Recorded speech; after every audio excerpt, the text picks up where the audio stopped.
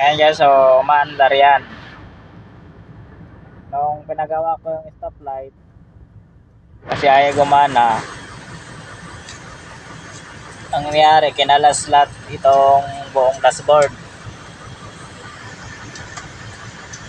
So nangyari ito, ay na gumana yung water temperature, tapos itong RPM, ayan na rin pumalo.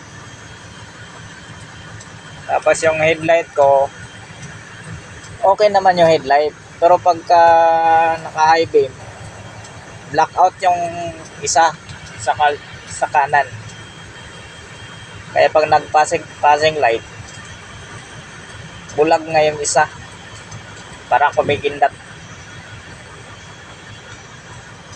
Kaya isang problema, ganun nangyari. Gumawa pa ng back job. Tapos 2 araw pa naman ako tiningga, hindi nakabiyahe.